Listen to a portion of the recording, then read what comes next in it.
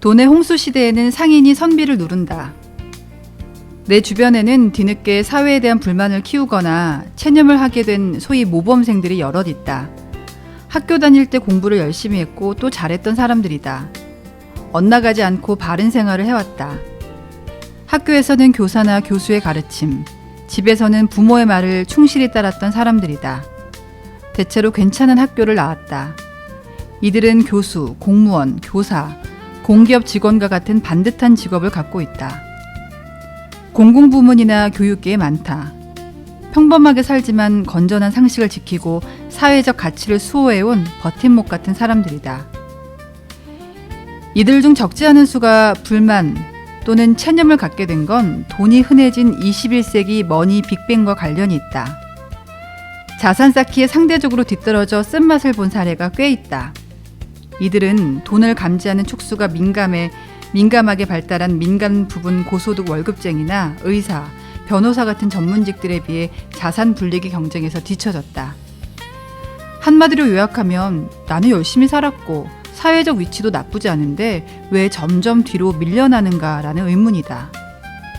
이런 범생이들 중 상당수는 좋게 말하면 투기나 탐욕과 거리를 둔 현대사회의 수도승처럼 살았다. 돈 되는 투자처라면 눈에 불을 켜는 사람들과는 다르다. 무주택자도 제법 있고 잘하면 집 한 채 마련한 정도다. 집이 있더라도 중앙부처 고위직이 아닌 한 서울 강남에 수십억 원짜리를 보유한 경우가 많다고 하기는 어렵다. 글로벌 금융위기 이전까지는 이런 모범생들의 삶의 질이 괜찮았다.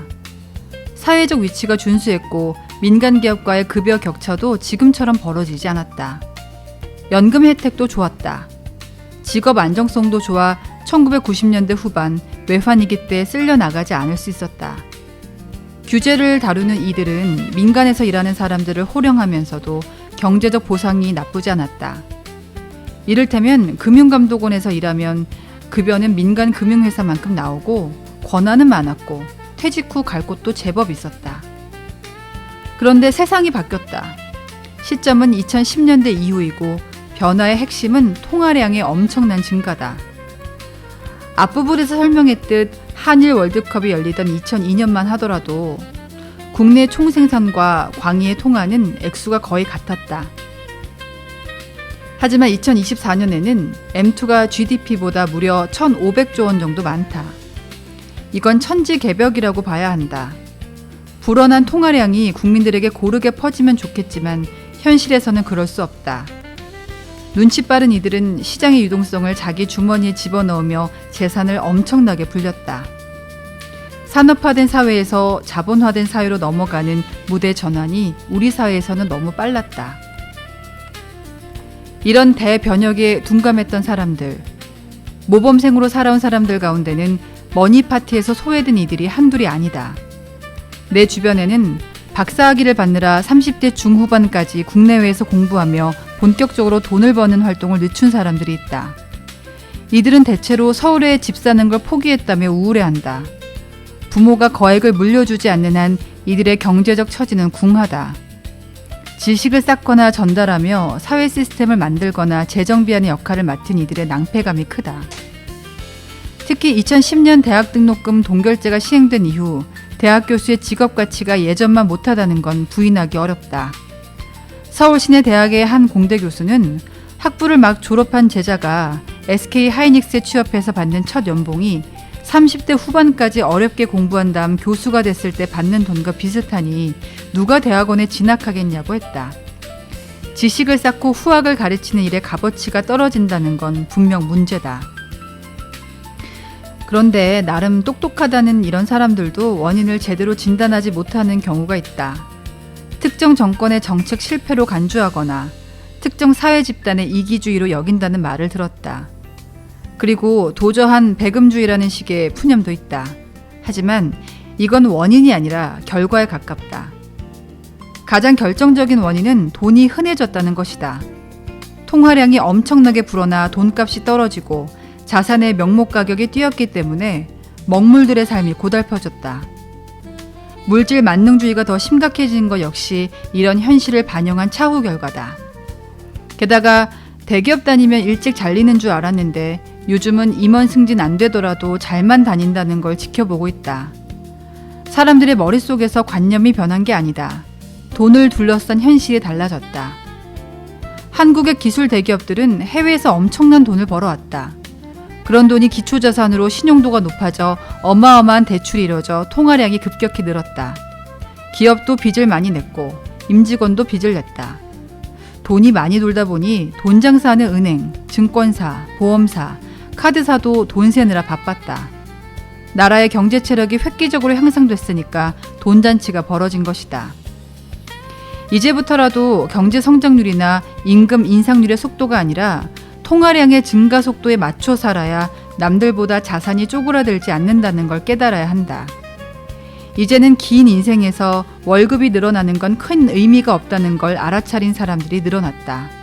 아파트, 땅, 주식의 명목 가격이 불어나는 속도가 열심히 일해서 월급 인상되는 것보다 훨씬 빠르다. 대기업 직원 중에서는 은행 대출 받을 때 필요하니까 직장을 유지할 뿐이라고 말하는 사람들이 드물지 않다. 이런 사람들 중에서 임원 되느라 고생하느니 그 노력을 부동산이나 주식에 쏟는 게 내 인생에 더 도움된다고 말하는 걸 들어봤다. 다소 극단적이다. 공공부문이나 교육계에 종사하는 이들 중에는 이런 금융을 둘러싼 실용적 마인드에 이질감을 느끼는 사람들이 적지 않다. 물론 예외야 당연히 있다. 공무원이나 공기업 직원 중에도 투자 규제가 있다. 교수 중에도 재테크 달인이 있다. 반대로 대기업에서 고연봉을 받지만 자산 불리기로 연결을 못 시킨 사람들도 물론 있다. 여기서는 대체적인 경영과 시대의 변화를 이야기한다. 내가 아는 사람들 중에는 다음과 같은 사례들이 있는데 돈이 흥청망청 흔해지기 전에는 보기 어려운 경우들이다.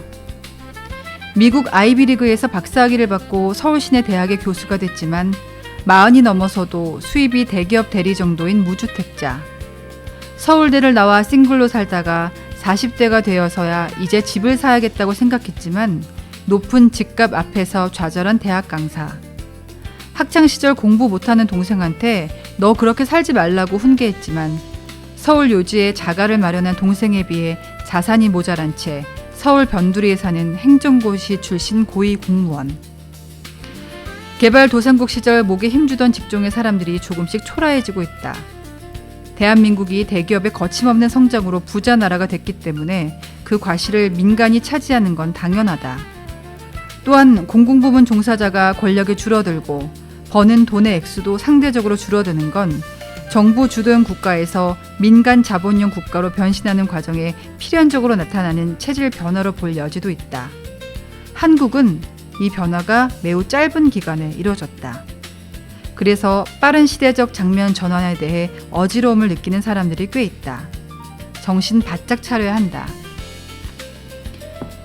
여전히 서생의 문제의식으로 무장하고 살아가는 사람들 중에서는 세상이 달라졌다는 걸 모르거나 인정하지 않는 경우도 봤다.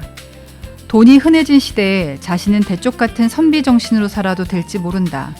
문제는 자식 세대의 후생까지 영향을 준다는 것이다. 우리 사회는 자산 계급화가 빨리 진행되고 있다. 부모 자산이 적으면 자식의 자산도 적을 확률이 점점 더 높아지는 세상이다. 특파원으로 유럽에서 4년을 사는 동안 수백 년 내려오는 귀족 계급이 비공식적이지만 여전하다는 걸 감지했다. 우리도 자본주의 성숙화 단계라 그런 세상에 접어들고 있다. 그리고 페이지가 넘어가는 속도가 빠르다. 통화량이 폭발하는 시대에는 상인이 선비를 이긴다. 그리고 상인 마인드로 무장한 사람이 높은 사회적 계급으로 뛰어오르게 마련이다. 유럽의 귀족 계급도 과거에는 권력 엘리트 성격이 강했지만 그 후손들은 거대 자산가의 모습으로 현재를 살아간다. 사실 우리 땅에서는 필요 이상 오랫동안 사회 시스템을 유지하고 기후를 만드는 이들이 힘과 돈을 독차지해왔다. 그래서 의대로 쏠리고 문과가 경시되는 현상은 달라진 우리의 의식 구조를 반영한다. 통화량이 폭발하면서 이제야 산업공상의 순서가 실질적으로 바뀐다는 인상도 받는다. 돈의 힘은 강하다. 그러나 지식의 가치를 유지하는 사람들을 지나치게 위축되게 만드는 현상이 나타나는 건 아쉽다. 돈 앞에서 지성이 굴욕당하는 느낌을 갖게 하는 사례가 속출한다. 종합하자면 거대하게 불어난 통화량이 지성을 파괴하는 시대가 됐다고 생각한다. 열심히 일하는 게 아름답다고 말하기 어려워지는 시대다. 진리를 추구하는 길이 훨씬 고행길이 됐다.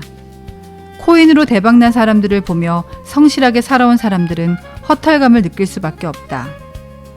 세상에 여러 가치가 있고 병존해야 다양성이 확보된다.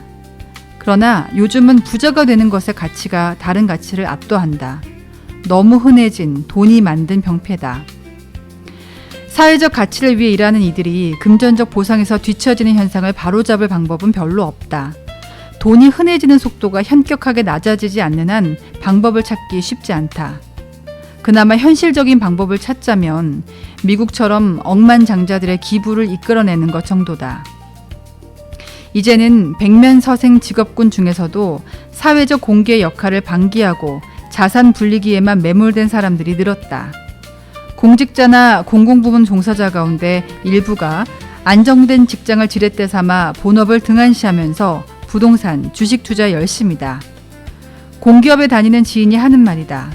한 동료는 보유하고 있는 상가, 아파트, 오피스텔 사진을 책상 옆면에 붙여놓고 엑셀로 월세 수입과 세금을 계산하느라 바쁘다고 한다.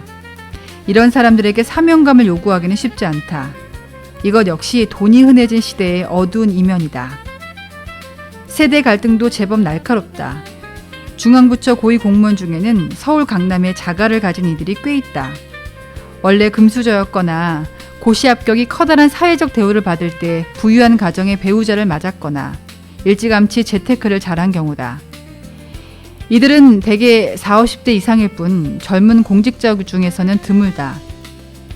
행정고시 출신 30대 중앙부처 사무관들은 재산으로 세종시에 집 한 칸 정도 갖고 있는 경우가 적지 않다.